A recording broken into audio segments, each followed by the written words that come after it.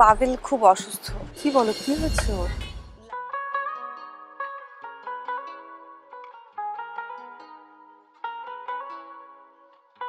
কোথায় গেছিলে মা?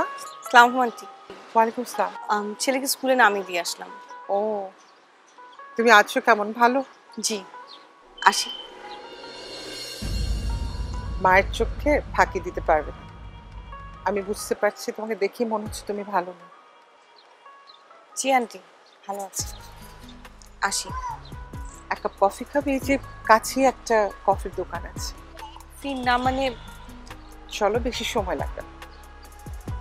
এসো।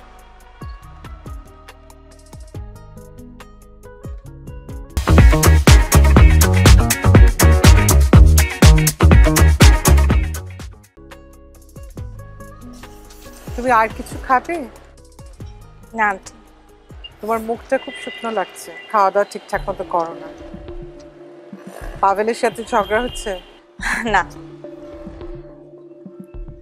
কি হচ্ছে বলে ফেলো। আমি হয়তো তোমাকে হেল্প করতে পারবো না, কিন্তু কথাটা বলে ফেললে একটু হালকা লাগবে। পাভেল খুব অসুস্থ। কি বলো, কি হয়েছে ওর? লাস্ট 2 days তো আমরা হসপিটালেই ছিলাম। আন্টি ওর 2টা কিডনি ড্যামেজ হয়ে গেছে। হায় আল্লাহ, ডাক্তার কি বলেছেন? ট্রান্সপ্ল্যান্ট করতে হবে, ডোনার খুঁজতে বলেছে অ্যাজ আর্লি অ্যাজ পসিবল। আমরা সব দিকে খোঁজ করছি, যদি কারোর সাথে মিলে যায়, কিন্তু আত্মীয় স্বজন কারোর সাথেই ম্যাচ করছে না। ওর 2 ফুফু আছেন, ওদের ছেলে মেয়ে আছে, ওদের সাথে কি কথা বলা হচ্ছে? কারোর সাথেই ম্যাচ করছে না আন্টি। আচ্ছা, আমার ভাইয়ের 2 ছেলে আছে, ওর আপন মামাতো ভাই। আমি ওদের সাথে কথা বলে দেখবো।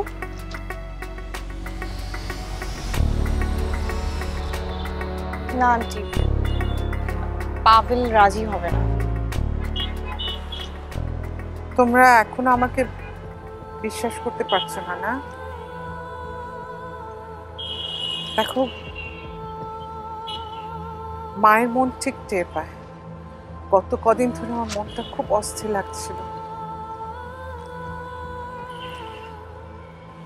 তোমার তো সন্তান আছে,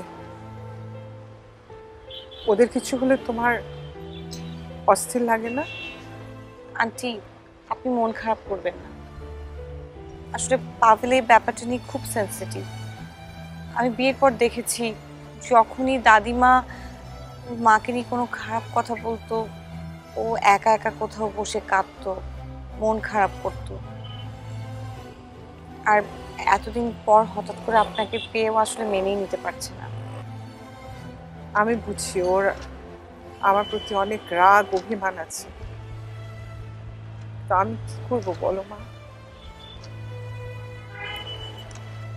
জহির মারা যাবার পর আমি হাসপাতাল থেকে যখন পাভেলকে আনতে যাই, আমার শাশুড়ি আমার সাথে খুব খারাপ ব্যবহার করে, ওকে রেখে দেয় এবং আমার ভাইদের সামনে আমাকে এভাবে অপমান করে।